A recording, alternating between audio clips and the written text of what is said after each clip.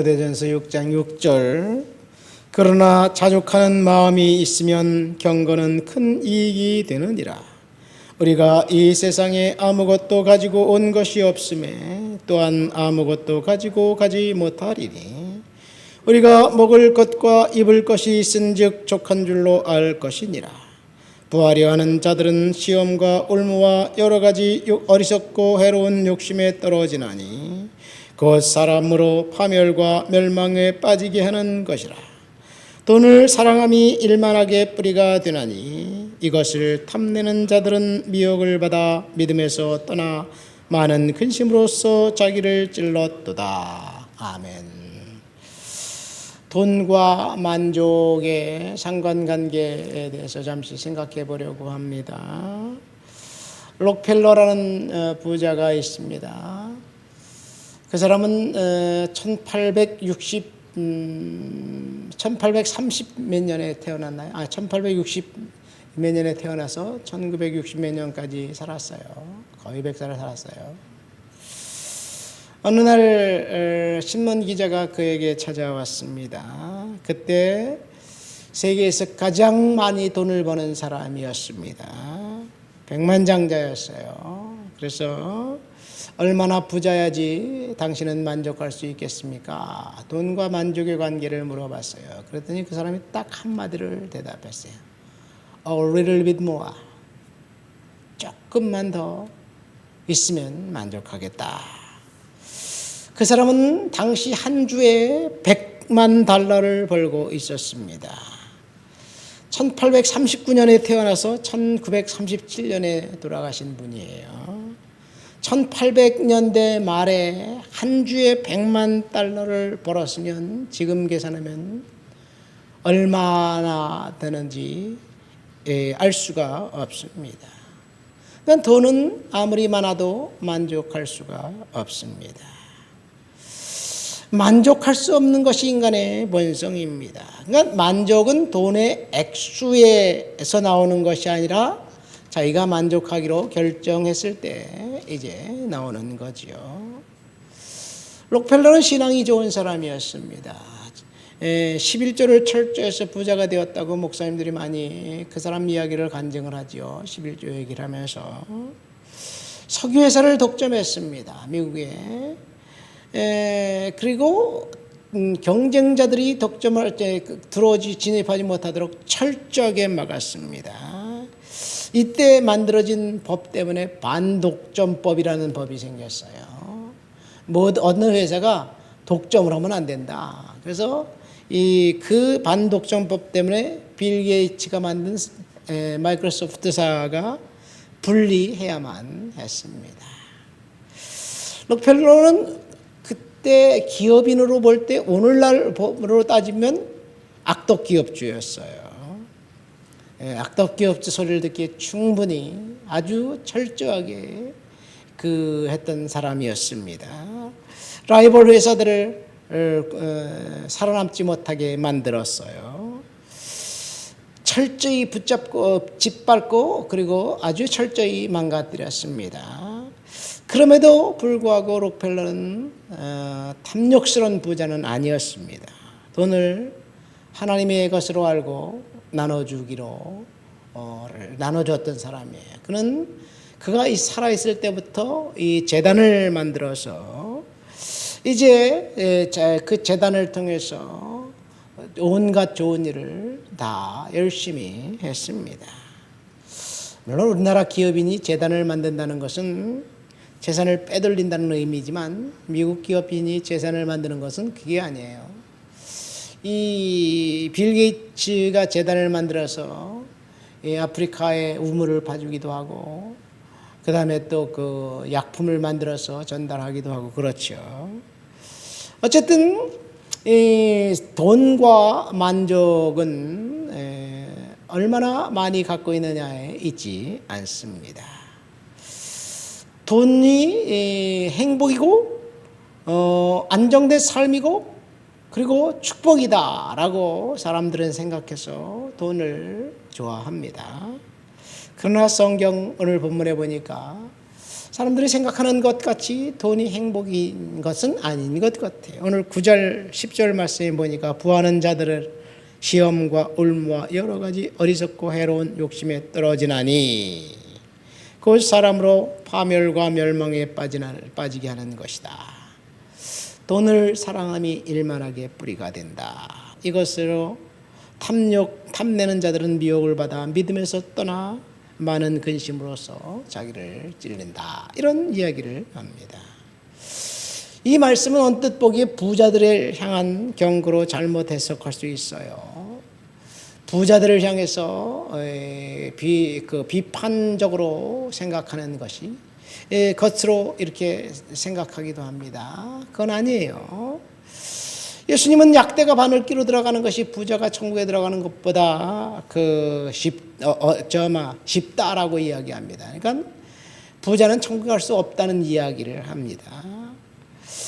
예수님의 이 경고가 사실인 이유는 탐욕을 품고 있는 부자, 그래서 더 탐욕을 가지고 돈 때문에 사람들까지 죽이고 서슴없이 사람들을 해하는 그런 일들을 눈 하나 깜짝하지 않고 버리는 사람들, 그런 사람들이 어떻게 천국 갈 수 있을까요? 예수님 당시에 부자들이 사실은 그랬어요. 부에 대한 사회적인 책임이 있는데 대다수의 부자들은 사회적인 책임을 갖고 있는 것이 아니라 자기의 부를 쌓기 위해 치부하기 위해서 가난한 사람들을 약탈하고 빼앗았어요. 그래서 예수님이 마태복음 23장에 보면 6번이나 바리새인들을 통해서 화 있을진저 그러면서 책망을 합니다. 그래서 성경이니까 화 있을진저라고 이야기하죠. 가장 속된 욕이에요. 아주 부자들을 향해서 신랄하게 욕을 했습니다. 그러면서 예수님이 왜 바리새인들의 외식을 책망하고 욕했느냐? 과부들의 가산을 삼켰기 때문에 그렇습니다. 과부들을 도와줘야 되잖아요. 과부들의 얼마 남지 않는 그 재산까지 율법을 빌미로 해서 싹 빼앗아버린 것이 이 바리새인들이었고 당시 종교인들이었고 부자들이었기 때문에 그렇습니다. 종교의 법과 이제 이를 만들어서 율법을 가지고 과부의 집과 재산을 늑탈했습니다. 그리고 종교 지도자로서 위선과 기만을 사람들 앞에서 떨고 있었어요. 사람은 속일 수 있을지 몰라도 하나님은 속일 수가 없습니다. 그래서 예수님이 책망한 거지요. 그러나 사실 성경에 보면 아브라함도 부자고 욥도 부자고 다 부자예요. 부에 대해서 성경은 부정적으로만 이야기하지 않고 이중잣대를 가지고 이야기합니다. 예수님이 그 3년 반의 공생애를 하면서 제자들을 데리고 돌아다녔어요. 여기저기 돌아다녔어요. 예수님이 그때 필요한 돈들을 어떻게 사용하셨을까? 예수님이니까 돈 나와라 뚝딱. 음식도 만들고 그냥 만들어서 제자들과 먹이고 그랬을까요? 누군가가 헌신한 사람들이 있었기 때문에 그래요. 예수님 곁에 여인들이 돈이 조금 있는 여인들이 예수님을 물신양면으로 섬겼습니다. 바울도 마찬가지죠. 바울이 텐트 메이커하면서 사역했다고 하지만 사실은 브리스길라 아굴라 부부 같은 돈 많은 사람들이 그를 섬겼습니다. 오늘 본문에 보면 시험과 올무와 어리석고 해로운 정욕에 빠질 수 있다는 그 돈의 그 역기능에 대해서 이야기하고 있죠. 한마디로 말해서 하나님이 우리들에게 물질을 허락하신 것은 그 돈을 가지고 사람들을 섬기라고 하나님이 허락하셨는데 시험과 올무 어리석고 해로운 정욕 때문에 자신만을 위해 산다면 이것이 하나님이 책망하는 것이 아닌가 생각합니다. 중요한 것은 저와 여러분들이 하나님 앞에서 열심히 일해서 돈을 벌고 그것을 가지고 주님 앞에 열심히 사용하는 그런 부자가 되는 것, 이것이 하나님의 은혜가 아닌가 생각됩니다. 오늘 성경 본문을 보면 돈이 일만하게 뿌리라고 이야기하지 않아요. 돈을 사랑하는 것이 일만하게 뿌리라고 이야기합니다. 근데 사람들은 돈이 일만하게 뿌리야. 성경을 좀 읽은 것 같은데 제대로 안 읽어서 그런 거예요. 돈을 사랑하는 것이 일만하게 뿌립니다. 돈을 사랑하라는 말은, 사랑함이라는 말은 돈에 대한 탐욕을 이야기하고 있습니다. 오직 돈 하면서 돈을 어떻게든지 수단과 방법을 가리지 않고 자기의 것으로 만들려고 다른 사람의 주머니를 터는 것, 법을 만들어 가지고 자기가 독점할 수 있도록 만드는 것, 오늘날 권력자들이 하고 있는 것이 아닌가 생각됩니다. 그리고 돈을 탐내는 사람들은 미혹을 받아서 믿음으로 떠나 근심으로서 자기를 찔렀다라고 이야기합니다. 그러니까 돈을 사랑하지 않고 돈을 벌어서 하나님 앞에서 열심히 쓴다면 그것보다 더 의로운 일이 없을까 생각됩니다. 본문은 희생과 헌신이 없이 이제 돈을 쌓으려는 사람을 책망하는 것입니다. 그들은 침륜과 멸망에 빠진다라는 이야기입니다. 파멸이에요. 돈만 사랑하면 파멸입니다. 아나니아 삽비라가 그랬고 구약에 보면 아간이라는 사람이 그랬습니다. 또 있죠. 엘리사의 제자였던 게하시, 돈 때문에 결국은 다 잃어버렸어요. 돈을 쓰려고 감춰놓았다가 아간도 죽고, 그리고 돈을 쓰려고 거짓말을 했다가 게하시는 이제 문둥병이 되었습니다. 무엇을 위해서 그렇게 했을까? 이것이 돈을 사랑했기 때문에 그렇습니다. 중요한 것은 우리가 하나님의 은혜 가운데 살아가야 될 것이 아닌가 생각됩니다. 돈과 만족. 우리가 이 세상에서 만족할 수 없는 것은 돈이 없기 때문에 그런 것이 아니라 사실은 비교하기 때문에 만족할 수 없는 거예요. 돈 많은 사람을 비교하고 나보다 나은 상황에 있는 사람을 비교하면서 자기가 절망하고 불행하다고 생각하기 때문에 불만족한 거예요. 이것이 바로 달란트의 비유입니다. 한 달란트 가격이 얼마라고 그랬어요? 한 달란트가 이 무게단이에요. 한 달란트가 34kg이에요. 34kg.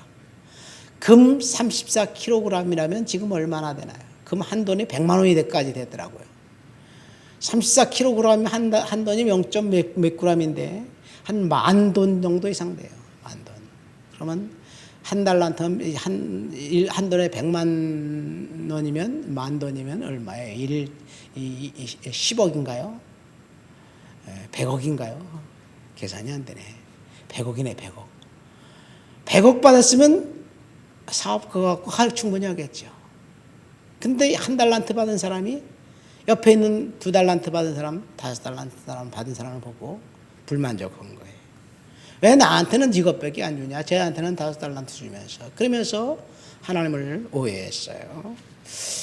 불만족한 건 비교의식 때문에 그렇습니다. 돈이 없기 때문에 그런 게 아니에요. 그리고 불행으로 가는 첫 번째 길은 비교의식 때문에 그렇습니다. 우리에게 주어진 것에 하나님께 이제 만족하면서 은혜 가운데 사시기를 예수님의 이름으로 축원드립니다. 하나님 아버지 감사합니다. 우리가 이 땅을 살아가는 동안 하나님이 주신 것 거기서 만족하면서 믿음으로 살아가도록 주여 도와주시옵소서. 예수님 이름으로 기도합니다. 아멘.